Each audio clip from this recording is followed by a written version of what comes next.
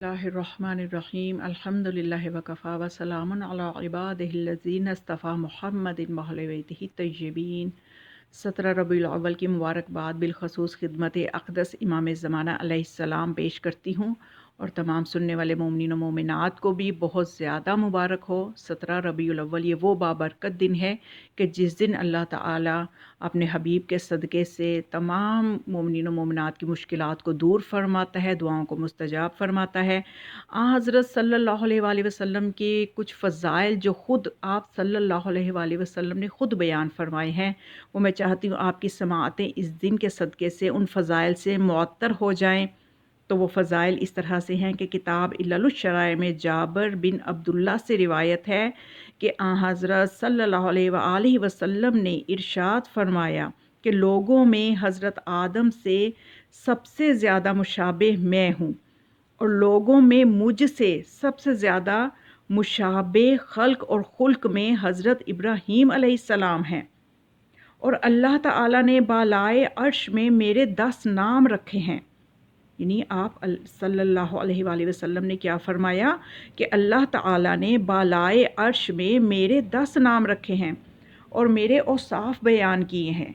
और हर वो रसूल जिसको अल्लाह ने इसकी कौम की तरफ मबऊस किया उसकी ज़बान में मेरे आने की बशारत दी और तौरात में मेरे नाम का ज़िक्र किया और अहले तौरात और इंजील मेरे ज़िक्र को उसमें मेरा ज़िक्र मौजूद है, उसमें मेरे ज़िक्र को अल्लाह ने फैलाया और अल्लाह ताला ने अपनी किताब का मुझे इल्म दिया और मुझे अपने आसमानों में बुलंद किया और अपने अस्मा में से एक नाम मेरे लिए माखूज़ किया।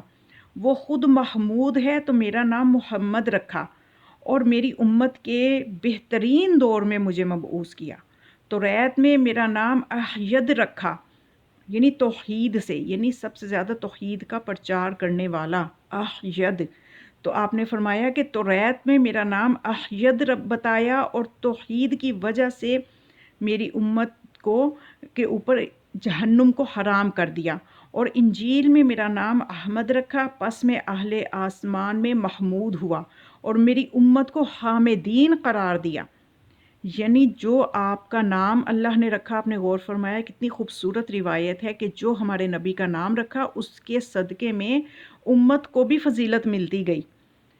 यानी आपका नाम अहयद रखा तो तौहीद की वजह से उम्मत के अजसाम पर जहन्नुम को हराम करार दे दिया और इंजील में फरमाया कि मेरा नाम अहमद रखा तो मैं अहले अहले आसमान में महमूद हुआ और मेरी उम्मत को हामिदीन करार दिया। और ज़बूर में मेरा नाम माही रखा और मेरे ज़रिया से अल्लाह ने ज़मीन से बुत परस्ती को महफ़ कर दिया, यानी महफ़ से माही।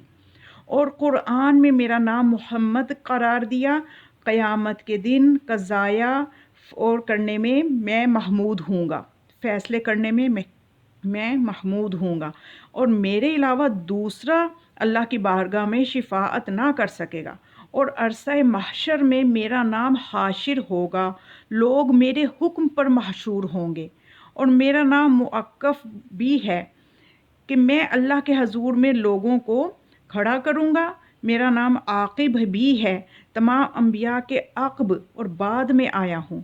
मेरे बाद कोई रसूल ना होगा। मुझको अल्लाह ताला ने रसूल रहमत और रसूल तौबा, रसूल मलाहम और मुक़्तज़ी यानी सबसे बामुक्तफ़ी यानी सबसे बाद में आने वाला बनाया, इसलिए कि मैं अम्बिया की जमात में सबसे पीछे भेजा गया हूँ।